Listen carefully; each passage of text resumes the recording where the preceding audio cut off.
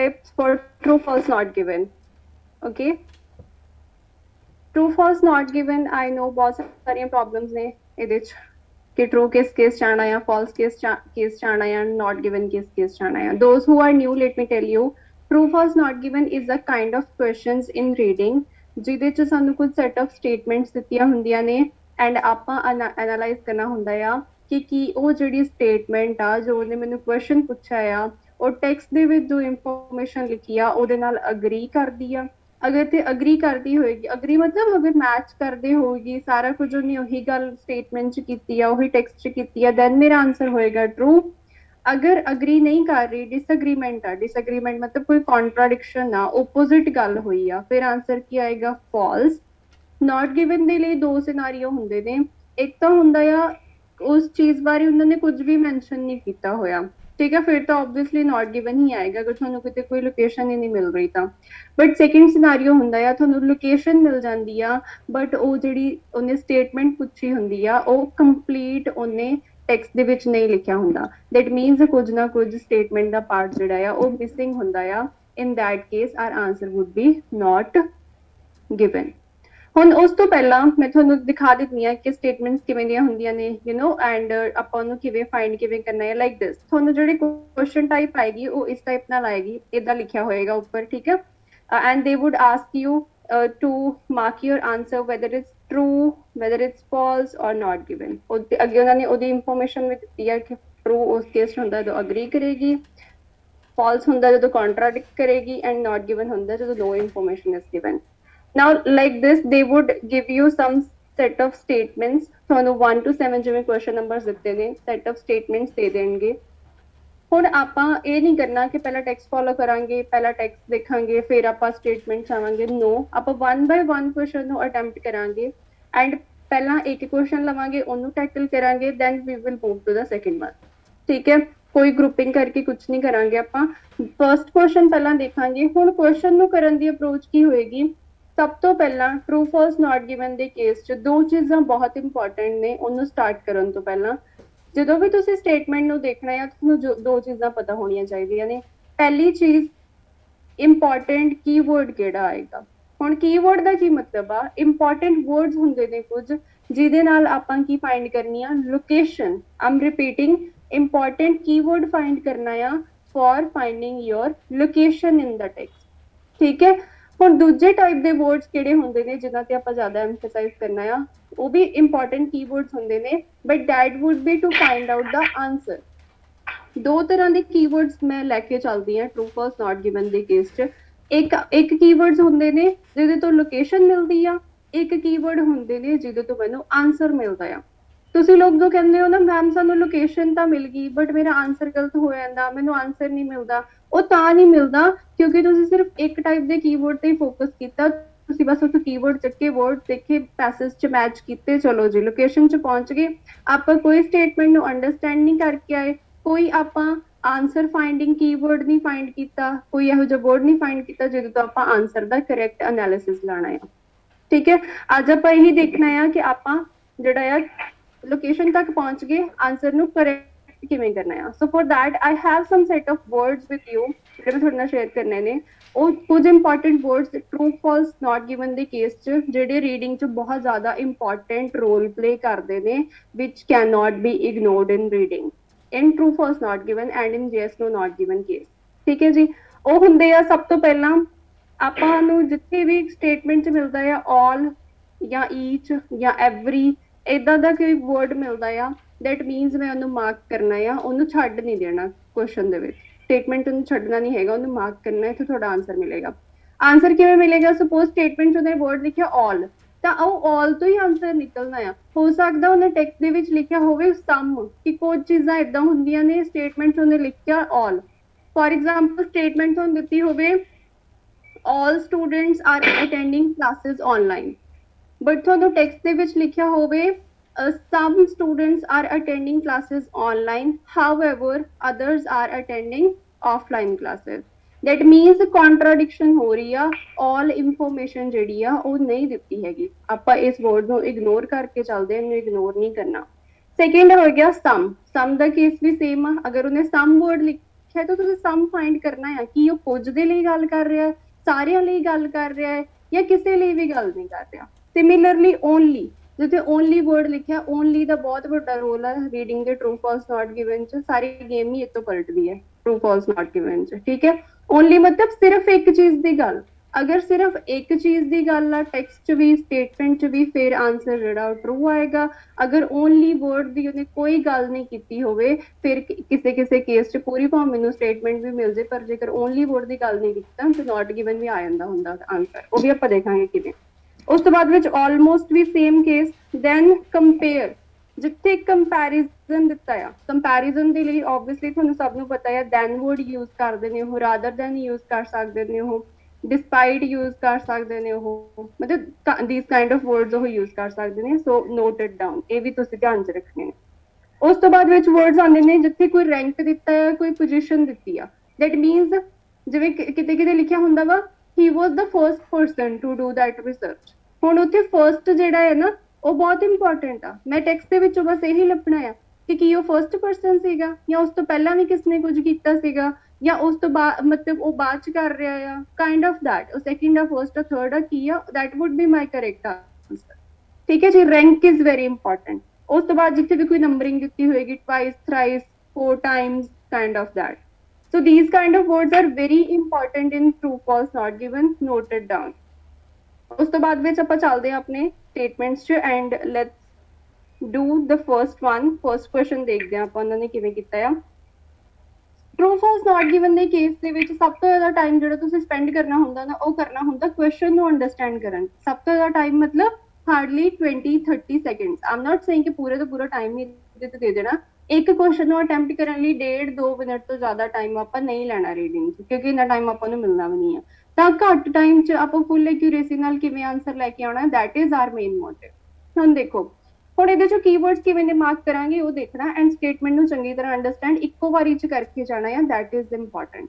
ਅਗਰ ਕਿਸੇ ਨੂੰ ਸਟੇਟਮੈਂਟ ਅੰਡਰਸਟੈਂਡ ਕਰਨ ਚ ਪ੍ਰੋਬਲਮ ਆਉਂਦੀ ਆ, ਅੱਜ ਆਪਾਂ ਉਹ ਵੀ ਟੈਕਲ ਕਰਾਂਗੇ ਕਿ ਉਹਨੂੰ ਆਪਾਂ ਕਿਵੇਂ ਹੈਂਡਲ ਕਰ ਸਕਦੇ ਹਾਂ। ਫਰਸਟ ਦੇਖੋ, ਉਹਨੇ ਕਿਹਾ polar bears suffer from various health problems। ਮੈਨੂੰ ਬ੍ਰੇਕ ਕਰ ਲਿਆ ਇੱਥੋਂ। ਡਿਊ ਟੂ, ਕਿਉਂ ਕਰਦੇ ਨੇ ਵੇਰੀਅਸ ਹੈਲਥ ਪ੍ਰੋਬਲਮਸ ਤੋਂ suffer polar bear? Due to the build up fat. ਕਹਿੰਦੇ ਫੈਟ ਬਿਲਡ ਅਪ ਹੋ ਜਾਂਦੀ, ਕਿੱਥੇ ਹੁੰਦੀ ਆ? Under their skin. Now see, ਮੈਂ ਸਟੇਟਮੈਂਟ ਨੂੰ ਜਦੋਂ ਰੀਡ ਕੀਤਾ ਨਾ, ਮੈਂ ਇੱਕੋ ਸਾਜ ਨਹੀਂ ਰੀਡ ਕਰ ਗਈ ਉਹਨੂੰ, that polar bear suffer from various problems due to this and all. ਐ ਨਹੀਂ ਰੀਡ ਕਰਨਾ ਹੈਗਾ ਸਟੇਟਮੈਂਟ ਨੂੰ true false not given. give yourself a pause of 1 second and ਆਪਣੇ ਆਪ ਚ ਨਾ ਕੁਐਸਚਨ ਪੁੱਟ ਕਰਕੇ ਨਾਲ ਨਾਲ ਉਹਦੇ ਆਨਸਰ ਲੈ ਕੇ ਆਓ। ਜਿਵੇਂ ਮੈਂ ਕਿੱਦਾਂ ਸਟੇਟਮੈਂਟ ਰੀਡ ਕੀਤੀ ਸੀ, ਨਾਲ ਨਾਲ ਮੈਂ ਉਹਦੀ ਡਿਵੀਜ਼ਨ ਵੀ ਕੀਤੀ ਆ। ਡਿਵੀਜ਼ਨ ਨਾਲ ਕੀ ਹੋ ਜਾਊਗਾ, ਤੁਹਾਨੂੰ ਅੱਧੀ ਅੱਧੀ ਸਟੇਟਮੈਂਟ ਦਾ ਪੂਰਾ ਮੀਨਿੰਗ ਕਲੀਅਰ ਹੋ ਜਾਊਗਾ। ਉਹਨੇ ਕਿਹਾ ਪੋਲਰ ਬੀਅਰ ਜਿਹੜੇ ਨੇ ਉਹ ਸਫਰ ਕਰਦੇ ਨੇ ਹੈਲਥ ਪ੍ਰੋਬਲਮਸ ਤੋਂ। ਕਿਉਂ ਕਰਦੇ ਨੇ? ਕਿਉਂਕਿ ਫੈਟ ਜਿਹੜੀ ਉਹ ਬਿਲਡ ਅਪ ਹੋ ਜਾਂਦੀ ਆ। ਹੁਣ ਦੇਖੋ ਕਿੱਥੇ ਹੁੰਦੀ ਹੈ ਬਿਲਡ ਅਪ, ਨਾਲ ਹੀ ਮੈਨੂੰ ਆਨਸਰ ਮਿਲ ਗਿਆ, under their skin. Simple statement ਸਮਝ ਆ ਗਈ। ਪੋਲਰ ਬੀਅਰ ਦੇ ਕਹਿੰਦੇ ਹੈਲਥ ਪ੍ਰੋਬਲਮ ਹੁੰਦੀ ਆ ਤੇ ਕਿਉਂਕਿ ਉਹਨਾਂ ਦੀ ਸਕਿਨ ਦੇ ਅੰਡਰ ਨਾ ਫੈਟ ਜਿਹੜੀ ਉਹ ਬਿਲਡ ਅਪ ਹੋ ਜਾਂਦੀ। ਹੁਣ ਕੀਵਰਡਸ ਕਿਵੇਂ ਫਾਈਂਡ ਹੋਣਗੇ? ਇੱਕ ਤਾਂ ਪੋਲਰ ਬੀਅਰ ਦੀ ਗੱਲ ਹੋਏਗੀ, ਹੈਲਥ ਪ੍ਰੋਬਲਮਸ ਦੀ ਗੱਲ ਹੋਏਗੀ, ਤੇ ਫੈਟ ਦੀ ਗੱਲ ਹੋਏਗੀ। ਠੀਕ ਹੈ, ਜਿੱਥੇ ਇਹ ਸਾਰੀਆਂ ਚੀਜ਼ਾਂ ਤੁਹਾਨੂੰ ਮਿਲ ਗਈਆਂ, that would B your location. ਤੇ ਆਪਾਂ ਫਾਈਂਡ ਕੀ ਕਰਕੇ ਆਣਾ ਆ ਕਿ ਜਿਹੜੀ ਫੈਟ ਉਹਨਾਂ ਦੇ ਅੰਡਰ ਸਕਿਨ ਦੇ ਅੰਡਰ ਕੋਈ ਫੈਟ ਬਿਲਡਅਪ ਹੁੰਦੀ ਆ। ਅਗਰ ਤਾਂ ਹੁੰਦੀ ਆ, ਕਿ ਉਹਦਾ ਕਰਕੇ ਪੋਲਰ ਬੀਅਰ ਨੂੰ ਕੋਈ ਹੈਲਥ ਪ੍ਰੋਬਲਮਸ ਹੋ ਰਹੀਆਂ ਨੇ। ਅਗਰ ਤਾਂ ਹੋ ਰਹੀਆਂ ਨੇ ਫਿਰ ਆਨਸਰ ਟਰੂ ਆਏਗਾ। ਅਗਰ ਹੈਲਥ ਪ੍ਰੋਬਲਮਸ ਨਹੀਂ ਹੋ ਰਹੀਆਂ, ਕੁਝ ਹੋਰ ਹੋ ਰਿਹਾ, ਫਿਰ ਆਨਸਰ ਫਾਲਸ ਆਏਗਾ। ਅਗਰ ਇਹਦੇ ਬਾਰੇ ਕੋਈ ਇਨਫੋਰਮੇਸ਼ਨ ਨਹੀਂ ਦਿੱਤੀ, then answer would be not given. Is it clear to everyone? Okay, let's move to the location now। ਹੁਣ ਤੁਸੀਂ ਬਸ ਲੋਕੇਸ਼ਨ ਫਾਈਂਡ ਕਰਨੀ ਆ ਜਿੱਥੇ ਪੋਲਰ ਬੀਅਰ ਦੀ ਗੱਲ ਕਰ ਰਹੇ ਨੇ, ਹੈਲਥ ਪ੍ਰੋਬਲਮਸ ਦੀ ਗੱਲ ਕਰ ਰਹੇ ਨੇ, ਤੇ ਕਿਤੇ ਫੈਟ ਅੰਡਰ देयर ਸਕਿਨ ਇਦਾਂ ਦੀ ਕੋਈ ਗੱਲ ਹੋ ਰਹੀ ਹੈ ਜਿੱਥੇ ਫੈਟ ਦੀ ਗੱਲ ਹੋ ਰਹੀ ਹੈ, ਸਮਥਿੰਗ ਲਾਈਕ ਦੈਟ। ਹੁਣ ਅਗਰ ਮੈਂ ਫਰਸਟ ਕੁਐਸਚਨ ਸੀਗਾ ਤਾਂ ਆਬਵੀਅਸਲੀ ਜਦੋਂ ਵੀ ਤੁਹਾਨੂੰ ਫਰਸਟ ਕੁਐਸਚਨ ਆਏਗਾ ਨਾ ਬੱਚੇ, ਉਹ ਹਮੇਸ਼ਾ ਫਰਸਟ ਪੈਸੇਜ ਤੋਂ, ਫਰਸਟ ਪੈਰਾਗ੍ਰਾਫ ਤੋਂ ਹੀ ਸਕੈਨ ਕਰਨਾ ਸਟਾਰਟ ਕਰਨਾ ਹੈ। ਐਂਡ ਕਦੀ ਵੀ ਟਰੂ ਫਾਲਸ ਨਾਟ ਗਿਵਨ ਦੇ ਕੇਸ ਦੇ ਵਿੱਚ ਸਾਰੀ ਇਨਫੋਰਮੇਸ਼ਨ ਰੀਡ ਨਹੀਂ ਕਰੀਦੀ, ਪੂਰਾ ਪੈਸੇਜ ਪੂਰਾ ਪੈਰਾਗ੍ਰਾਫ ਨਹੀਂ ਰੀਡ ਕਰੀਦਾ। ਸਿੰਪਲੀ ਜਿਹੜੇ ਆਪਾਂ ਵਰਡਸ ਪਿਕ ਕੀਤੇ ਨੇ ਉੱਥੋਂ health problem, fat, polar bear, ਬਸ ਇਹਨਾਂ ਤਿੰਨਾਂ ਵਰਡਸ ਨੂੰ ਆਪਾਂ ਨਾ ਸਕੈਨ ਕਰਕੇ ਸਰਚ ਕਰਨ ਦੀ ਕੋਸ਼ਿਸ਼ ਕਰਾਂਗੇ ਕਿ ਇਹ ਵਰਡ ਕਿੱਥੇ ਦਿੱਤੇ ਹੋਏ ਨੇ। ਹੁਣ ਦੇਖੋ ਇੱਥੇ ਮੈਨੂੰ ਕਿਤੇ ਮਿਲ ਰਿਹਾ ਫੈਟ ਅੰਡਰਨੀਥ देयर ਸਕਿਨ, ਹੈ ਨਾ। ਉਸ ਤੋਂ ਬਾਅਦ ਵਿੱਚ ਮੈਨੂੰ ਹੈਲਥ ਪ੍ਰੋਬਲਮਸ ਨਾਲ ਰਿਲੇਟਡ ਇੱਥੇ ਕਿਤੇ ਮਿਲਿਆ diabetes and heart disease. Is it clear? Polar bear ਨਾਲ ਰਿਲੇਟਡ ਵੀ ਇੱਥੇ ਮੈਨੂੰ ਗੱਲ ਮਿਲ ਗਈ। ਪਹਿਲੀ ਗੱਲ ਤਾਂ ਇਹ ਦੇਖੋ ਪੂਰਾ ਪੈਰਾਗ੍ਰਾਫ ਜਿਹੜਾ ਵਾ ਪੂਰਾ ਪੈਸੇਜ ਪੋਲਰ ਬੀਅਰ ਤੇ ਆ, ਦੈਟ ਮੀਨਸ ਕਿ ਪੋਲਰ ਬੀਅਰ ਤਾਂ ਹੋਏਗਾ ਹੀ ਹੋਏਗਾ ਕੀਵਰਡ। ਹੁਣ ਦੇਖੋ ਤੁਹਾਨੂੰ ਇੱਕ ਕੀਵਰਡ ਜਿਹੜਾ ਵਾ ਉਹ ਉੱਪਰ ਵਾਲੀ ਲਾਈਨ 'ਚ ਮਿਲਿਆ, ਉੱਪਰ ਵਾਲੀ ਸਟੇਟਮੈਂਟ 'ਚ ਇੱਕ ਕੀਵਰਡ ਜਿਹੜਾ ਵਾ ਉਹ ਨੀਚੇ ਮਿਲਿਆ ਆ। ਦੈਟ ਮੀਨਸ ਹੁਣ ਤੁਸੀਂ ਇਨਫੋਰਮੇਸ਼ਨ ਕਿੱਥੋਂ ਲੈ ਕੇ ਕਿੱਥੋਂ ਤੱਕ ਰੀਡ ਕਰਨੀ ਆ, from this location to this location. ਜਿੱਥੋਂ ਤੱਕ ਤੁਹਾਨੂੰ ਸਾਰੇ ਕੀਵਰਡਸ ਮਿਲ ਰਹੇ ਨੇ ਉੱਥੋਂ ਤੁਸੀਂ ਆਪਣੀ ਇਨਫੋਰਮੇਸ਼ਨ ਰੀਡ ਕਰਨੀ ਆ। ਬਟ ਕੀਵਰਡਸ ਹਮੇਸ਼ਾ ਇੱਕ ਦੋ ਲਾਈਨਸ 'ਚ ਤੁਹਾਨੂੰ ਮਿਲ ਜਾਂਦੇ ਨੇ ਇਨ ਟਰੂ ਫਾਲਸ ਨਾਟ ਗਿਵਨ ਦੇ ਕੇਸ। ਤਾਂ ਹੁਣ ਆਪਾਂ ਇੱਥੋਂ ਰੀਡ ਕਰਨਾ ਸ਼ੁਰੂ ਕਰਾਂਗੇ। ਉਹਨਾਂ ਨੇ ਕਿਹਾ one reason for this is that they have up to 11 centimeter of fat underneath their skin। ਕਹਿੰਦੇ ਇੱਕ ਰੀਜ਼ਨ ਫॉर ਦਿਸ ਪ੍ਰੋਨਾਊਨ ਆ ਗਿਆ ਇੱਥੇ। ਕਹਿੰਦੇ ਇੱਕ ਰੀਜ਼ਨ ਇਸ ਚੀਜ਼ ਦਾ ਇਹ ਵੀ ਹੋ ਸਕਦਾ ਆ ਕਿ ਉਹਨਾਂ ਦੀ ਸਕਿਨ ਦੇ ਅੰਡਰਨੀਥ ਕੀ ਹੋ ਜਾਂਦੀ ਆ 11 ਸੈਂਟੀਮੀਟਰ ਤੱਕ ਫੈਟ ਜਿਹੜੀ ਆ ਉਹ ਜਮਾ ਹੋ ਜਾਂਦੀ ਆ। ਠੀਕ ਆ, ਬਟ ਕਿਹੜੀ ਚੀਜ਼ ਦਾ ਰੀਜ਼ਨ, ਮਤਲਬ ਫੈਟ ਜਮਾ ਹੋਣ ਦੇ ਨਾਲ ਕੀ ਹੋ ਰਿਹਾ, ਕਿਸ ਚੀਜ਼ ਦਾ ਰੀਜ਼ਨ ਆ ਇਹ ਕਿ ਉਹਨਾਂ ਦੇ ਅੰਦਰ ਜਿਹੜੀ ਫੈਟ ਜਮਾ ਹੋ ਰਹੀ ਉਹਦੇ ਨਾਲ ਹੋ ਕੀ ਰਿਹਾ। ਜਦੋਂ ਤੁਹਾਡੇ ਕੋਲ ਕੋਈ ਵੀ ਪ੍ਰੋਨਾਊਨ ਆ ਗਿਆ ਨਾ, ਜਿੱਥੇ ਤੁਹਾਨੂੰ ਕੋਈ ਸਟੇਟਮੈਂਟ ਮਿਲੀ ਆ, ਸਟੇਟਮੈਂਟ ਦੇ ਕੀਵਰਡਸ ਮਿਲੇ ਨੇ, ਉੱਥੇ ਕੋਈ ਪ੍ਰੋਨਾਊਨ ਦਿੱਤਾ ਹੋਇਆ, ਪ੍ਰੋਨਾਊਨ ਦਾ ਦਿਸ ਦੈਟ ਦੋਜ਼, ਹਨਾ, ਦਿਸ ਕਾਈਂਡ ਆਫ ਵਰਡਸ, ਜੇ ਤੁਹਾਨੂੰ ਕਲੀਅਰ ਨਹੀਂ ਹੈਗਾ ਉਹਨੂੰ ਕਲੀਅਰ ਕਰਨ ਦੇ ਲਈ ਹਮੇਸ਼ਾ ਰੀਡਿੰਗ ਦਾ ਇਹ ਰੂਲ ਆ ਕਿ ਤੁਸੀਂ ਉਸ ਤੋਂ ਇੱਕ ਲਾਈਨ ਉੱਪਰ ਜਿਹੜੀ ਆ ਉਹ ਰੀਡ ਕਰੋਗੇ। ਇਹ ਮੈਂ ਤੁਹਾਨੂੰ ਸਮਝਾ ਰਹੀ ਹਾਂ ਕਿ ਤੁਸੀਂ ਇਨਫੋਰਮੇਸ਼ਨ ਕਿੱਥੋਂ ਲੈ ਕੇ ਕਿੱਥੋਂ ਤੱਕ ਰੀਡ ਕਰਨੀ ਹੈ। ਜਿਹੜਾ ਤੁਸੀਂ ਕਹਿ ਦਿੰਦੇ ਹੋ ਨਾ ਸਾਨੂੰ ਲੋਕੇਸ਼ਨ ਮਿਲ ਗਈ ਆਨਸਰ ਨਹੀਂ ਮਿਲ ਗਿਆ, ਉਹ ਇਸੇ ਲਈ ਨਹੀਂ ਮਿਲਦਾ ਕਿਉਂਕਿ ਤੁਸੀਂ ਪੂਰੀ ਇਨਫੋਰਮੇਸ਼ਨ ਨਹੀਂ ਰੀਡ ਕਰਦੇ, ਤੁਹਾਨੂੰ ਪਤਾ ਨਹੀਂ ਹੈਗਾ ਕਿੱਥੋਂ ਰੀਡ ਕਰਨਾ ਸ਼ੁਰੂ ਕਰਨਾ ਕਿੱਥੇ ਐਂਡ ਕਰਨਾ।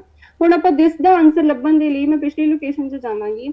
ਉਹਨੇ ਕਿਹਾ they are uniquely adapted to the extreme conditions of the Arctic Circle where temperatures can reach -40 degrees Celsius। ਕਹਿੰਦੇ ਇਹ ਜਿਹੜੇ ਨੇ ਨਾ ਇਹ ਅਡੈਪਟ ਕਰ ਲੈਂਦੇ ਨੇ ਐਕਸਟ੍ਰੀਮ ਟੈਂਪਰੇਚਰ ਕੰਡੀਸ਼ਨ ਤੇ ਆਪਣੇ ਆਪ ਨੂੰ। ਕਿਉਂ ਅਡੈਪਟ ਕਰਦੇ ਨੇ, ਉਹਦਾ ਰੀਜ਼ਨ ਕੀ ਆ, ਕਿਉਂਕਿ ਇਹਨਾਂ ਦੇ ਜਿਹੜੀ ਸਕਿਨ ਦੇ ਅੰਡਰ ਨੇ ਕੀ ਜਮਾ ਹੋ ਜਾਂਦੀ ਆ, ਫੈਟ ਜਮਾ ਹੋ ਜਾਂਦੀ ਆ। ਹੁਣ ਮੈਨੂੰ ਇਹ ਦੱਸੋ ਉਹਨਾਂ ਨੇ ਕੀ ਪੁੱਛਿਆ ਸੀ, ਪੋਲਰ ਬੀਅਰ ਨੂੰ ਹਾਰਟ ਡਿਸੀਜ਼ ਉਹ ਹੋ ਜਾਂਦੀਆਂ ਨੇ, ਹੈਲਥ ਡਿਸੀਜ਼ਸ ਹੁੰਦੀਆਂ ਨੇ ਉਹਦਾ ਕਰਕੇ, ਫੈਟ ਜਮਾ ਹੋਣ ਦਾ ਕਰਕੇ। ਇੱਥੇ ਉਹ ਕਹਿ ਰਹੇ ਨੇ ਨਹੀਂ ਜੀ ਉਹ ਤਾਂ ਐਕਸਟ੍ਰੀਮ ਜਿਹੜੀ ਵੈਦਰ ਕੰਡੀਸ਼ਨ ਆ ਉਹਦੇ ਨਾਲ ਅਡੈਪਟ ਕਰ ਲੈਂਦੇ ਨੇ ਫੈਟ ਜਮਾ ਹੋਣ ਦਾ ਕਰਕੇ। ਤਾਂ ਆਨਸਰ ਕੀ ਆਏਗਾ ਫਿਰ, ਕਿ ਇਹ ਸੇਮ ਇਨਫੋਰਮੇਸ਼ਨ ਡਿਲੀਵਰ ਕਰ ਰਹੇ ਨੇ। ਅਬਲ ਤਾਂ ਮੈਨੂੰ ਇੱਥੋਂ ਹੀ ਆਨਸਰ ਮਿਲ ਜਾਣਾ, ਬਟ ਹਾਂ ਇੱਕ ਮੇਰਾ ਕੀਵਰਡ ਹੋਰ ਵੀ ਸੀਗਾ, ਉਹ ਕੀ ਸੀਗਾ, ਹੈਲਥ ਪ੍ਰੋਬਲਮ ਵਾਲਾ। ਮੈਨੂੰ ਉਹ ਵੀ ਕਲੀਅਰ ਕਰਨਾ ਪਏਗਾ ਵੀ ਉਹ ਕਿੰਨੂੰ ਹੋ ਰਹੀ ਹੈ, ਜੇਕਰ ਹੈਲਥ ਪ੍ਰੋਬਲਮ ਆਈ ਹੈ ਵਿੱਚ ਤੇ ਉਹ ਕਿਹਦੇ ਲਈ ਆ। ਉਹਨੇ ਕਿਹਾ humans with comparative levels of adipose tissue would be considered obese. ਕਹਿੰਦੇ ਦੂਜੀ ਸਾਈਡ ਤੇ ਹਿਊਮਨ ਦੀ ਗੱਲ ਕੀਤੀ ਆ, ਕਹਿੰਦੇ ਜਿਹੜੇ ਹਿਊਮਨ ਦੇ ਵਿੱਚ ਐਡੀਪੋਜ਼ ਟਿਸ਼ੂ ਹੁੰਦੇ ਨੇ ਉਹ ਕੀ ਹੋ ਜਾਂਦੇ ਨੇ, ਉਹਨਾਂ ਨੂੰ ਓਬੇਸ ਕੰਡੀਸ਼ਨ ਕੰਸੀਡਰ ਕੀਤਾ ਜਾਂਦਾ। ਓਬੇਸ ਦਾ ਬੱਚੇ ਮਤਲਬ ਹੁੰਦਾ ਮੋਟਾ, ਜਿਹਦੇ ਅੰਦਰ ਜ਼ਿਆਦਾ ਫੈਟ ਹੋਏ, ਮੋਟਾ ਹੋਵੇ, ਜਿਹੜਾ ਓਬੇਸਿਟੀ ਨਾਲ ਰਿਲੇਟਡ ਆ ਓਬੇਸ, ਕਹਿੰਦੇ ਉਹਨੂੰ ਕੰਸੀਡਰ ਕੀਤਾ ਜਾਂਦਾ ਓਬੇਸ।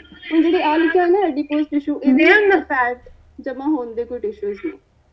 ਉਹਨੇ ਕਿਹਾ would be likely to suffer from diabetes and heart diseases। ਕਹਿੰਦੇ ਜਿਹੜੇ ਹਿਊਮਨ ਦੇ ਵਿੱਚ ਜ਼ਿਆਦਾ ਫੈਟ ਹੁੰਦੀ ਹੈ ਨਾ, ਜਿਹੜੇ ਹਿਊਮਨ ਜ਼ਿਆਦਾ ਮੋਟੇ ਹੁੰਦੇ ਨੇ ਉਹਨਾਂ ਦੇ ਵਿੱਚ ਆ ਵਾਲੀਆਂ ਪ੍ਰੋਬਲਮਸ ਹੁੰਦੀਆਂ ਨੇ। ਬਟ ਮੈਨੂੰ ਸਟੇਟਮੈਂਟ 'ਚ ਕੀ ਕਿਹਾ ਸੀ, ਕਹਿੰਦੇ ਜਿਹੜੇ ਪੋਲਰ ਬੀਅਰ ਮੋਟੇ ਹੁੰਦੇ ਨੇ ਉਹਨਾਂ ਦੇ ਵਿੱਚ ਹਾਰਟ ਪ੍ਰੋਬਲਮਸ ਹੁੰਦੀਆਂ ਨੇ। ਹੁਣ ਦੱਸੋ ਆਨਸਰ ਕੀ ਆਏਗਾ, ਇੱਥੇ ਪ੍ਰੋਬਲਮ ਕਿਹਨੂੰ ਆ ਰਹੀ ਆ, ਡਿਸੀਜ਼ਸ ਦੀ, ਹਿਊਮਨ ਨੂੰ। ਉਹ ਕਿਹਨੂੰ ਕਹਿ ਰਹੇ ਸੀਗੇ, ਪੋਲਰ ਬੀਅਰ ਨੂੰ ਆਂਦੀ ਹੈ ਇਹਦਾ ਕਰਕੇ ਪ੍ਰੋਬਲਮ। ਤਾਂ ਫਿਰ ਆਨਸਰ ਕੀ ਆਏਗਾ, ਇਜ਼ ਇਟ ਟਰੂ, ਆਰ ਦੇ ਡਿਲੀਵਰਿੰਗ ਦ ਸੇਮ ਇਨਫੋਰਮੇਸ਼ਨ ਔਰ ਇਜ਼ ਇਟ ਕੌਂਟਰਾਡਿਕਟਿੰਗ। ਕਿਉਂਕਿ ਨਾਟ ਗਿਵਨ ਵਾਲਾ ਤਾਂ ਕੋਈ ਸਿਨਾਰੀਓ ਹੀ ਨਹੀਂ ਹੈ, ਸਾਰੇ ਕੀਵਰਡਸ ਮਿਲ ਰਹੇ ਨੇ, ਸਭ ਕੁਝ ਮਿਲ ਰਿਹਾ ਹੈ। ਹਾਂਜੀ, anyone what would be the answer over here? False. Yes, it is very much clear that the answer is false।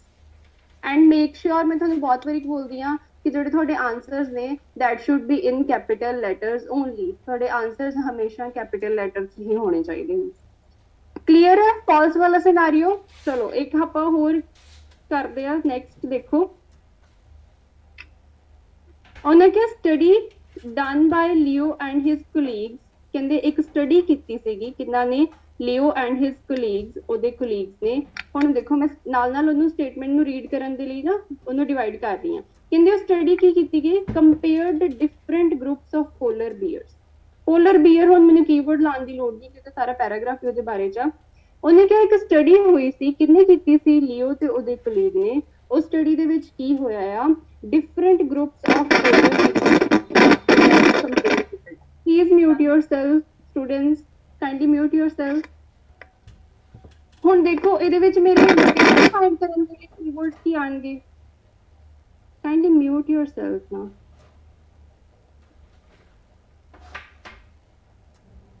Location find ਕਰਨ ਲਈ ਬੱਚੇ ਮੇਰੇ ਕੋਲ ਕੀਵਰਡਸ ਆਣਗੇ, ਫਿਰ ਕਿਹੜੇ ਕੀਵਰਡਸ ਮਿਲਣਗੇ ਮੈਨੂੰ ਲੋਕੇਸ਼ਨ ਜਿੱਥੋਂ ਮੈਨੂੰ ਮਿਲੇਗੀ?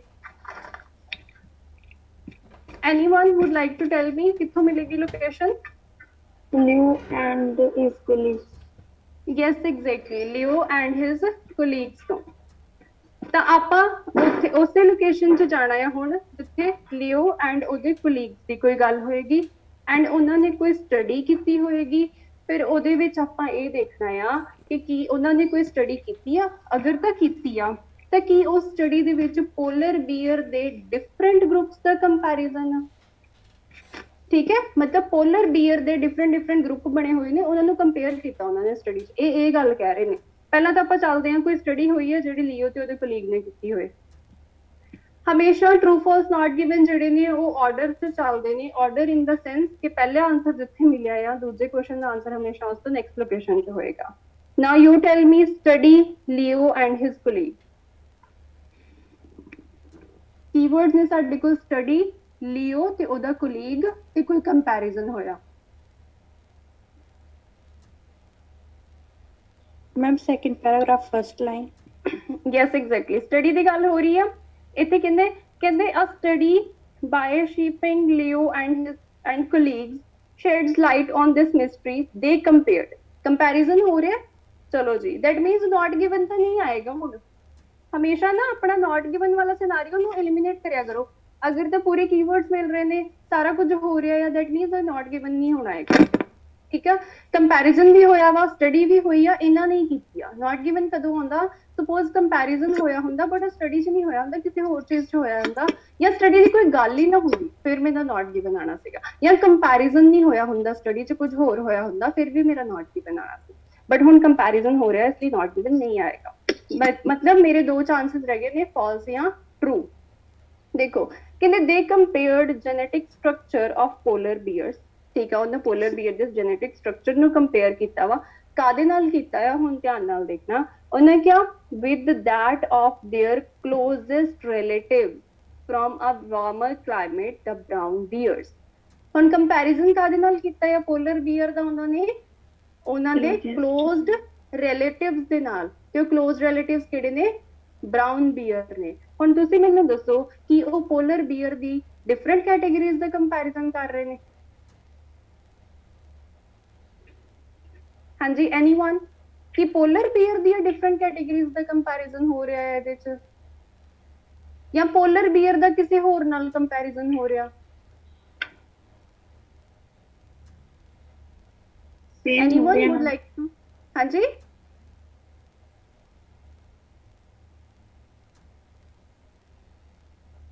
ਹਾਂਜੀ ਬੱਚੇ ਦੱਸੋ। ਉਹਨਾਂ ਨੇ ਕਿਹਾ ਪੋਲਰ ਬੀਅਰ ਨੂੰ ਕੰਪੇਅਰ ਕਰਦੇ ਨੇ ਉਹਦੇ ਕਲੋਜ਼ਡ ਰਿਲੇਟਿਵਸ ਦੇ ਨਾਲ।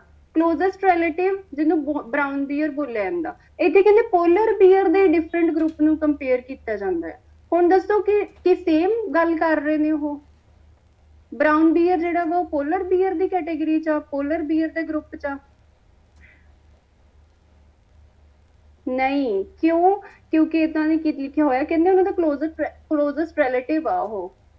ਤਾਂ ਜ਼ਰੂਰੀ ਨਹੀਂ ਹੈ ਨਾ ਕਿ ਉਹ ਉਹਨਾਂ ਦੀ ਕੈਟੇਗਰੀ 'ਚ ਹੀ ਹੋਏ ਪੋਲਰ ਬੀਅਰ ਦੀ। ਉਹਦਾ ਤਾਂ ਨਾਮ ਹੀ ਵੱਖਰਾ ਆ, ਉਹ ਤਾਂ ਬ੍ਰਾਊਨ ਬੀਅਰਸ ਨੇ, ਪੋਲਰ ਬੀਅਰ ਤਾਂ ਉਹ ਹੈ ਹੀ ਨਹੀਂ, ਪਰ ਰਿਲੇਟਿਵ ਨੇ ਇਹਦੇ। ਹੁਣ ਦੇਖੋ ਜਿਹੜੇ ਤੁਹਾਡੇ ਰਿਸ਼ਤੇਦਾਰ ਹੁੰਦੇ ਨੇ, ਤੁਸੀਂ ਸਪੋਜ਼ ਕੋਈ ਹੋਵੇ ਫੋਰ ਐਗਜ਼ਾਮਪਲ ਕੋਈ ਢਿੱਲੋਂ ਹੋਏ ਹਨਾ, ਕੋਈ ਸੋਲ ਹੋਏ, ਤਾਂ ਉਹ ਹੈਗੇ ਤਾਂ ਰਿਸ਼ਤੇਦਾਰ ਨੇ ਬਟ ਉਹਨਾਂ ਦਾ ਗਰੁੱਪ ਤਾਂ ਸੇਮ ਨਹੀਂ ਹੈ ਨਾ। ਇੱਕ ਸੋਲ ਆ ਇੱਕ ਢਿੱਲੋਂ ਆ, ਗਰੁੱਪ ਤਾਂ ਡਿਫਰੈਂਟ ਨੇ ਉਹਨਾਂ ਦੇ। ਇਸੇ ਤਰ੍ਹਾਂ ਇਹਨਾਂ ਦਾ ਵੀ ਗਰੁੱਪ ਡਿਫਰੈਂਟ ਆ, ਇੱਕ ਪੋਲਰ ਆ ਇੱਕ ਬ੍ਰਾਊਨ। ਠੀਕ ਹੈ ਜੀ, ਕੰਪੈਰੀਜ਼ਨ ਹੋ ਰਿਹਾ, ਸਾਰਾ ਕੁਝ ਹੋ ਰਿਹਾ, ਬਟ ਜਿਹੜਾ ਕੰਪੈਰੀਜ਼ਨ ਆ ਉਹ ਪੋਲਰ ਬੀਅਰ ਦੇ ਇੰਟਰਨਲ ਕੰਪੈਰੀਜ਼ਨ ਨਹੀਂ ਕਰ ਰਹੇ, ਉਹ ਪੋਲਰ ਬੀਅਰ ਦਾ ਐਕਸਟਰਨਲੀ ਬ੍ਰਾਊਨ ਬੀਅਰ ਨਾਲ ਕੰਪੈਰੀਜ਼ਨ ਕਰ ਰਹੇ ਨੇ। So that's why it's answer would B false. ਇਹਦਾ ਆਨਸਰ ਵੀ ਕੀ ਆਏਗਾ? ਫਾਲਸ ਆਏਗਾ। Is it clear to everyone? चलो next कहते Liu and colleagues were first researcher। आ गया, रैंक की गल होगी। ਪਹਿਲੇ ਰਿਸਰਚਰ ਸੀਗੇ ਉਹ। ਕਹਿੰਦੇ to compare polar bears and brown bear genetically. ਹੁਣ ਕਿਹੜੀ ਲਾਈਨ ਚੋਂ ਆਨਸਰ ਮਿਲੇਗਾ? ਜਿੱਥੋਂ ਪਹਿਲੀ ਲਾਈਨ ਪਹਿਲੇ ਕੁਐਸਚਨ ਦਾ ਮਿਲਿਆ ਸੀਗਾ, ਸਾਰਾ ਕੁਝ ਇਹੀ ਸੀ ਨਾ। ਬਸ ਹੁਣ ਆਪਾਂ ਇਹ ਸਰਚ ਕਰਨਾ ਆ ਕਿ ਕੀ ਜਿਹੜੇ ਲੀਓ ਤੇ ਉਹਦੇ ਕਲੀਗ ਸੀਗੇ ਉਹ ਪਹਿਲੇ ਰਿਸਰਚਰ ਸੀ ਜਿਨ੍ਹਾਂ ਨੇ ਕੰਪੇਅਰ ਕੀਤਾ ਸੀ, ਜਾਂ ਉਸ ਤੋਂ ਪਹਿਲਾਂ ਵੀ ਕਿਸੇ ਨੇ ਕੀਤਾ ਸੀ, ਜਾਂ ਇਦਾਂ ਦੀ ਕੋਈ ਗੱਲ ਕੀਤੀ ਆ ਵੀ ਪਹਿਲਾ ਕੌਣ ਸੀ ਦੂਜਾ ਕੌਣ ਸੀ, ਕਾਈਂਡ ਆਫ ਦੈਟ। ਸਿੰਪਲੀ ਹੁਣ ਇਹਦਾ ਆਨਸਰ ਤੁਸੀਂ ਮੈਨੂੰ ਦੋਗੇ ਕਿ ਕਿਤੇ ਰੈਂਕ ਦੀ ਗੱਲ ਕੀਤੀ ਹੋਵੇ, ਔਰ ਅਗਰ ਕੀਤੀ ਆ ਤਾਂ ਵਾਟਸ ਦਾ ਲੋਕੇਸ਼ਨ ਦਾ। ਨੋ ਡਾਊਟ ਜਿਹੜਾ ਜੋ ਵੀ ਕੀਵਰਡ ਸੀਗੇ ਲੀਓ ਐਂਡ ਹਿਸ ਕੋਲੀਗਸ ਕੰਪੈਰੀਜ਼ਨ, ਇੱਥੇ ਮਿਲਿਆ ਪੋਲਰ ਬੀਅਰ ਤੇ ਬਰਾਊਨ ਬੀਅਰ ਵੀ ਇੱਥੇ ਮਿਲਿਆ ਇਸੇ ਲਾਈਨ 'ਚ। ਇਸ ਲਾਈਨ ਨੂੰ ਰੀਡ ਕਰਕੇ ਮੈਨੂੰ ਦੱਸੋ ਕਿ ਕਿਤੇ ਰੈਂਕ ਦੱਸਿਆ ਹੈ ਵੀ ਪੋਜੀਸ਼ਨ ਦੱਸੀ ਹੈ ਵੀ ਪਹਿਲੇ ਰਿਸਰਚਰ ਸੀ ਉਹ, ਜਾਂ ਉਹ ਦੂਜੇ ਰਿਸਰਚਰ ਨੇ, ਜਾਂ ਤੀਜੇ ਨੇ, ਕਿੰਨਵੇਂ ਨੇ ਉਹ? Not given, ma'am. Not No, ma'am. Yes, exactly. Very good. Its answer is not given. ਹਾਂਜੀ ਹਾਂਜੀ ਬਿਲਕੁਲ। ਇਹਦਾ ਆਨਸਰ ਕੀ ਆਏਗਾ ਸਾਡੇ ਕੋਲ? not given. not given ਕਿਉਂ? ਕਿਉਂਕਿ because ਉਹਨਾਂ I'm ਨੇ not ਬਾਕੀ talking ਤੇ about the rank. yes exactly very good। ਉਹਨਾਂ ਨੇ ਬਾਕੀ ਦਾ ਸਾਰੀ ਕਹਾਣੀ ਪਾਈ ਹੋਈ ਹੈ, ਸਾਰਾ ਕੁਝ ਲਿਖਿਆ ਹੋਇਆ ਆ, ਬਟ ਇੱਕ ਵਰਡ ਤੋਂ ਮੈਨੂੰ ਆਨਸਰ ਮਿਲਿਆ ਹੈ, that was first। ਰੈਂਕ ਜਿੱਥੇ ਸੀਗਾ, ਪੋਜੀਸ਼ਨ ਜਿੱਥੇ ਗੱਲ ਕੀਤੀ ਸੀ, ਠੀਕ ਹੈ। ਇਸ ਲਈ ਜਿਹੜੇ ਇਸ ਟਾਈਪ ਦੇ ਵਰਡਸ ਹੁੰਦੇ ਨੇ ਨਾ, ਇਹ ਰੀਡਿੰਗ 'ਚ ਤੁਹਾਨੂੰ ਬਚਾਉਂਦੇ ਨੇ, ਮਤਲਬ ਇਹ ਆਈਸਿੰਗ ਔਨ ਦਾ ਟੌਪ ਦਾ ਗੱਲ ਕਰ ਰਹੇ ਨੇ, ਠੀਕ ਹੈ ਜੀ। ਤਾਂ ਤੁਸੀਂ ਇਹਨੂੰ ਇਗਨੋਰ ਨਹੀਂ ਕਰਨਾ ਹੈਗਾ, ਤੁਸੀਂ ਇਹਨੂੰ ਲੈ ਕੇ ਚੱਲਣਾ ਇਸ ਟਾਈਪ ਦੇ ਵਰਡਸ ਨੂੰ। ਚਲੋ let's do next one. I think I should clear this one. Okay, let's have one more. ਉਹਨੇ ਕਿਹਾ polar bears are able to control. ਕਹਿੰਦੇ ਪੋਲਰ ਬੀਅਰ ਜਿਹੜੇ ਨੇ ਆਰ ਏਬਲ। ਹੁਣ ਨਾ ਆ ਵੀ ਬਹੁਤ ਇੰਪੋਰਟੈਂਟ ਆ, ਤੁਸੀਂ ਇਹਨੂੰ ਇਗਨੋਰ ਹੀ ਕਰ ਦੇਣਾ ਸੀਗਾ। ਉਹ ਕੀ ਉਹ ਏਬਲ ਨੇ, ਕੀ ਉਹ ਅਨਏਬਲ ਨੇ, ਜਾਂ something like that. This is important, ਠੀਕ ਹੈ। ਆਪਾਂ ਫਾਈਂਡ ਕੀ ਕਰਨਾ? ਕਹਿੰਦੇ ਪੋਲਰ ਬੀਅਰ ਜਿਹੜੇ ਆ ਕੀ ਉਹ ਏਬਲ ਆ ਟੂ ਕੰਟਰੋਲ। ਕੀ ਕੰਟਰੋਲ ਕਰਨ 'ਚ ਏਬਲ ਨੇ? Their levels of bad cholesterol by genetic means। ਹੁਣ ਇਹਦਾ ਕੀ ਮਤਲਬ ਆ? ਕਹਿੰਦੇ ਕੀ ਜਿਹੜੇ ਪੋਲਰ ਬੀਅਰ ਨੇ ਉਹ ਕੰਟਰੋਲ ਕਰ ਸਕਦੇ ਨੇ। ਕੀ ਕੰਟਰੋਲ ਕਰ ਸਕਦੇ ਨੇ? ਬੈਡ ਕੋਲੇਸਟ੍ਰੋਲ ਦੇ ਲੈਵਲ ਨੂੰ। ਕਿਵੇਂ ਕੰਟਰੋਲ ਕਰ ਸਕਦੇ ਨੇ? ਜੈਨੇਟਿਕ ਮੈਥਡ ਦੇ ਨਾਲ, ਠੀਕ ਹੈ। ਹੁਣ ਮੈਨੂੰ ਕੀਵਰਡਸ ਕੀ ਮਿਲੇ? ਜਿੱਥੇ ਜੈਨੇਟਿਕ ਦੀ ਗੱਲ ਹੋਏਗੀ, ਬੈਡ ਕੋਲੇਸਟ੍ਰੋਲ ਦੀ ਗੱਲ ਹੋਏਗੀ, that would be my location। Genetic and bed cholesterol, ਉੱਥੇ ਚੱਲੋ ਤੇ ਮੈਨੂੰ ਦੱਸਣਾ ਕਿ ਪੋਲਰ ਬੀਅਰ ਇਹ ਚੀਜ਼ ਨੂੰ ਕੰਟਰੋਲ ਕਰ ਸਕਦੇ ਨੇ ਜਾਂ ਨਹੀਂ ਕਰ ਸਕਦੇ। ਅਗਰ ਉਹ ਕਰ ਸਕਦੇ ਨੇ ਤਾਂ ਕੀ ਜੈਨੇਟਿਕ ਮੀਨਸ ਨਾਲ ਕਰ ਸਕਦੇ ਨੇ? that would be your answer। now tell me bad cholesterol ਕਿੱਥੇ ਦਿੱਤਾ ਹੋਇਆ ਜੀ? I think somewhere over here। bad cholesterol ਇਸੇ ਲਾਈਨ 'ਚ ਜੈਨੇਟਿਕ ਦੀ ਵੀ ਗੱਲ ਹੋ ਰਹੀ, ਜੀਨ ਦੀ ਗੱਲ ਹੋ ਰਹੀ ਆ। that means ਮੇਰਾ ਆਨਸਰ ਜਿਹੜਾ ਆ that is in same location, ਇਸੇ ਲਾਈਨ 'ਚ ਆ। ਆਪਾਂ ਇਹਨੂੰ ਰੀਡ ਕਰਨਾ ਸ਼ੁਰੂ ਕਰਦੇ ਆ। ਉਹਨੇ ਕਿਹਾ Leo and his colleagues found that polar bear. ਹੁਣ ਪੋਲਰ ਬੀਅਰ ਦੀ ਗੱਲ ਹੋ ਰਹੀ ਆ। ਕਹਿੰਦੇ polar bear had a gene. ਕਹਿੰਦੇ ਉਹਨਾਂ ਦੇ ਵਿੱਚ ਨਾ ਇੱਕ ਜੀਨ ਹੁੰਦਾ ਆ ਜਿਹਨੂੰ ਕੀ ਬੋਲਦੇ ਨੇ, ਨੋਨ ਐਜ਼ APOB। ਆ ਨਾਮ ਆ ਜੀਨ ਦਾ, ਠੀਕ ਹੈ। ਕਹਿੰਦੇ ਵਿਚ reduces levels of low density lipoproteins, a form of bad cholesterol. Basically ਜਿਹੜਾ ਲਿਪੋਪ੍ਰੋਟੀਨ ਆ ਇਹ ਬੈਡ ਕੋਲੇਸਟ੍ਰੋਲ ਹੀ ਆ, ਉਹਨੂੰ ਹੀ ਲਿਪੋਪ੍ਰੋਟੀਨ ਬੋਲਿਆ ਗਿਆ ਆ। ਕਹਿੰਦੇ ਪੋਲਰ ਬੀਅਰ ਦੇ ਵਿੱਚ ਨਾ ਇੱਕ ਜੀਨ ਹੁੰਦਾ ਆ ਜਿਹੜਾ ਕੀ ਕਰ ਦਿੰਦਾ ਆ, ਇਹਦੇ ਬੈਡ ਕੋਲੇਸਟ੍ਰੋਲ ਦੇ ਲੈਵਲ ਨੂੰ ਰਿਡਿਊਸ ਕਰ ਦਿੰਦਾ ਆ। ਹੁਣ ਦੱਸੋ ਕਿਹੜੀ ਇਨਫੋਰਮੇਸ਼ਨ ਗੱਲ ਕਰ ਰਹੇ ਨੇ? Is it same, is it contradicting, or it's not given? What would be the answer? ਕੀ ਉਹ ਏਬਲ ਟੂ ਕੰਟਰੋਲ ਨੇ ਜਾਂ ਅਨਏਬਲ ਟੂ ਕੰਟਰੋਲ? ਹਾਂਜੀ, ਕੰਟਰੋਲ ਕਰ ਸਕਦੇ ਨੇ ਲੈਵਲਸ ਨੂੰ ਉਹ ਜੈਨੇਟਿਕ ਮੀਨਸ ਦੇ ਨਾਲ polar bear? Yes, ma'am. Yes exactly. ਕਹਿੰਦੇ ਉਹ ਰਿਡਿਊਸ ਕਰ ਰਹੇ ਨੇ। ਰਿਡਿਊਸ ਕਰਨਾ, ਕੰਟਰੋਲ ਕਰਨਾ ਇਜ਼ ਦ ਸੇਮ ਥਿੰਗ। ਕਿਸੇ ਚੀਜ਼ ਨੂੰ ਕੰਟਰੋਲ ਕਰਕੇ ਰੱਖਣਾ, ਦੈਟ ਮੀਨਸ ਉਹਦੀ ਲਿਮਿਟ ਉਹਦੀ ਕਰਨਾ, ਹਨਾ, ਉਹਨੂੰ ਲਿਮਿਟ ਤੱਕ ਰੱਖਣਾ। ਸੋ ਰਿਡਿਊਸ ਕਰ ਰਹੇ ਨੇ ਲੈਵਲਸ ਨੂੰ। ਕਾਦੇ ਲੈਵਲਸ ਨੂੰ? ਬੈਡ ਕੋਲੇਸਟ੍ਰੋਲ ਦੇ ਲੈਵਲਸ ਨੂੰ। ਕਾਦੇ ਨਾਲ ਕੰਟਰੋਲ ਕਰ ਰਹੇ ਨੇ? ਇੱਕ ਜੀਨ ਆ ਉਹਦੇ ਨਾਲ ਕੰਟਰੋਲ ਕਰ ਰਹੇ ਨੇ। Gene genetic is the same thing. So its answer would be true. True. ਇਹਦਾ ਆਨਸਰ ਸਾਡੇ ਕੋਲ ਆਏਗਾ ਟਰੂ। ਨੈਕਸਟ ਦੇਖੋ, ਉਹਨੇ ਕਿਹਾ female polar bears are able to survive for about 6 months without food. Female polar bear, this is my keyword now, are able to survive. ਕਦੋਂ survive ਕਰ ਸਕਦੀਆਂ ਨੇ? ਕਿੱਥੇ ਸਰਵਾਈਵ ਕਰ ਸਕਦੀਆਂ ਨੇ? About 6 months। ਕਹਿੰਦੇ 6 ਮਹੀਨਿਆਂ ਤੱਕ ਸਰਵਾਈਵ ਕਰ ਸਕਦੀਆਂ ਨੇ। ਕਿਵੇਂ? Without food. ਬਸ ਸਿੰਪਲ ਮੇਰੇ ਕੀਵਰਡਸ ਨੇ। ਫੀਮੇਲ ਪੋਲਰ ਬੀਅਰ ਦੀ ਗੱਲ ਕਿੱਥੇ ਹੋ ਰਹੀ ਆ ਤੇ ਫੂਡ ਦੀ ਗੱਲ ਕਿੱਥੇ ਹੋ ਰਹੀ ਆ? ਸਿੰਪਲੀ ਤੁਸੀਂ ਉਹ ਵਾਲੀ ਲੋਕੇਸ਼ਨ ਚਲੋ ਜਿੱਥੇ ਪੋਲਰ ਬੀਅਰ ਦੀ ਗੱਲ ਹੋਏਗੀ ਤੇ ਫੂਡ ਦੀ ਗੱਲ ਹੋਏਗੀ, that would be your exact location.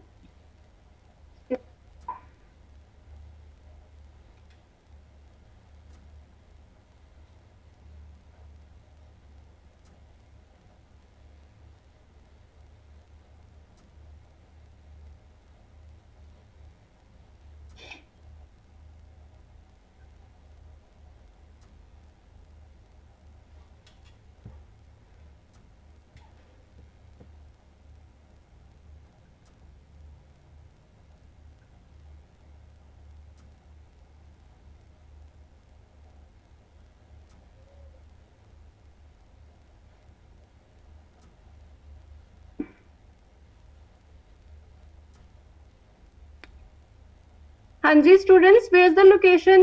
Female polar bear and food ਨਾਲ ਰਿਲੇਟਡ ਕਿੱਥੇ ਗੱਲ ਚੱਲ ਰਹੀ ਹੈ?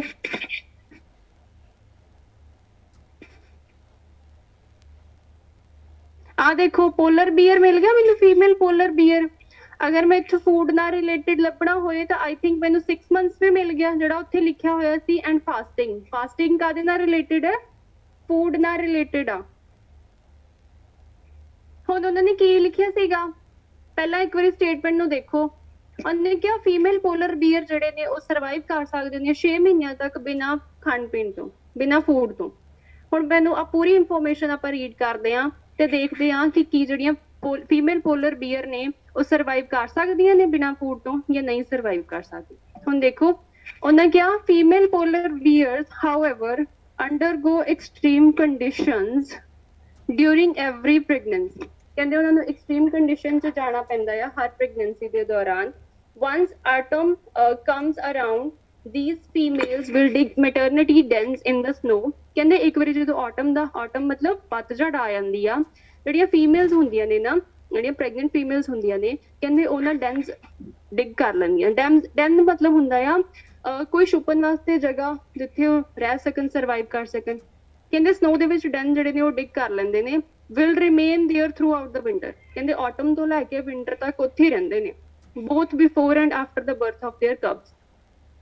ਕਹਿੰਦੇ ਆਪਣੇ ਜਿਹੜੇ ਬੱਚਿਆਂ ਦੇ ਕਬ ਹੁੰਦੇ ਨੇ ਉਹਨਾਂ ਦੇ ਬੱਚੇ, ਕਹਿੰਦੇ ਆਪਣੇ ਬੱਚਿਆਂ ਦੇ ਬਰਥ ਤੋਂ ਪਹਿਲਾਂ ਵੀ ਉੱਥੇ ਰਹਿੰਦੇ ਨੇ, ਮਤਲਬ ਪ੍ਰੈਗਨੈਂਸੀ ਦੇ ਟਾਈਮ ਤੇ ਵੀ ਉੱਥੇ ਰਹਿੰਦੇ ਨੇ ਤੇ ਉਹਦੇ ਬਰਥ ਤੋਂ ਬਾਅਦ ਵੀ ਉੱਥੇ ਰਹਿੰਦੇ ਨੇ। ਉਹਨੇ ਕਿਹਾ this process results in about 6 months of fasting. ਕਹਿੰਦੇ ਜਦੋਂ ਉੱਥੇ ਰਹਿੰਦੇ ਨੇ ਫੀਮੇਲ ਪੋਲਰ ਬੀਅਰ ਤਾਂ ਉਹਨਾਂ ਨੂੰ ਕੀ ਕਰਨਾ ਪੈਂਦਾ ਆ? 6 ਮਹੀਨੇ ਉੱਥੇ ਰਹਿਣਾ ਪੈਂਦਾ ਆ ਵਿਦ ਫਾਸਟਿੰਗ। ਕੀ ਕਰਕੇ? ਫਾਸਟਿੰਗ ਕਰਕੇ। where female bears have to keep themselves and their cubs alive. Fasting ਕਰਦੇ ਨੇ ਬਟ ਫਿਰ ਵੀ ਉਹ ਕੀ ਕਰ ਲੈਂਦੇ ਨੇ? ਆਪਣੇ ਆਪ ਨੂੰ ਤੇ ਆਪਣੇ ਬੱਚਿਆਂ ਨੂੰ ਅਲਾਈਵ ਰੱਖਦੇ ਨੇ, ਜਿੰਦਾ ਰੱਖਦੇ ਨੇ। ਕਿਵੇਂ ਜਿੰਦਾ ਰੱਖਦੇ ਨੇ? Depleting their own calcium and calorie reserves. ਕਹਿੰਦੇ ਆਪਣਾ ਕੈਲਸ਼ੀਅਮ ਜਿਹੜਾ ਆ ਉਹ ਰਿਡਿਊਸ ਹੋ ਜਾਂਦਾ ਉਹਨਾਂ ਦਾ, ਬਟ ਆਪਣੇ ਬੱਚਿਆਂ ਨੂੰ ਤੇ ਆਪਣੇ ਆਪ ਨੂੰ ਜਿੰਦਾ ਰੱਖਦੇ ਨੇ ਫਾਸਟਿੰਗ ਕਰਕੇ ਫॉर 6 ਮੰਥਸ। ਹੁਣ ਮੈਨੂੰ ਦੱਸੋ ਕਿ ਉਹ 6 ਮਹੀਨੇ ਬਿਨਾਂ ਫੂਡ ਤੋਂ ਰਹਿ ਸਕਦੇ ਨੇ? Yes. 6 ਮਹੀਨੇ ਕੀ ਕਰ ਰਹੇ ਨੇ? ਉਹ ਫਾਸਟਿੰਗ ਕਰ ਰਹਿੰਦੇ ਨੇ, ਫਿਰ ਵੀ ਉਹ ਏਬਲ ਟੂ ਸਰਵਾਈਵ ਨੇ, ਜਿੰਦਾ ਰਹਿੰਦੇ ਨੇ। So that's why it's answer is true. ਹਾਂ ਉਹ ਰਹਿ ਰਹੇ ਨੇ, ਉਹ ਫਾਸਟਿੰਗ ਕਰਕੇ ਵੀ ਜਿੰਦਾ ਰਹਿ ਰਹੇ ਨੇ, ਆਪ ਵੀ ਜਿੰਦਾ ਰਹਿ ਰਹੇ ਨੇ, ਆਪਣੇ ਬੱਚਿਆਂ ਨੂੰ ਵੀ ਰੱਖ ਰਹੇ ਨੇ। So that's how you have to do the true false not given. ਹੁਣ ਜਿਹੜੇ ਦੋ ਰਹਿ ਗਏ ਨੇ, I would not do it with you. ਮੈਂ ਤੁਹਾਨੂੰ ਇਹ ਹੋਮਵਰਕ ਲਈ ਸੈਂਡ ਕਰਾਂਗੀ, you have to attempt this two. ਠੀਕ ਹੈ? And then I will send you today's reading as well. If you have any kind of problem, you can ask me in true false not given.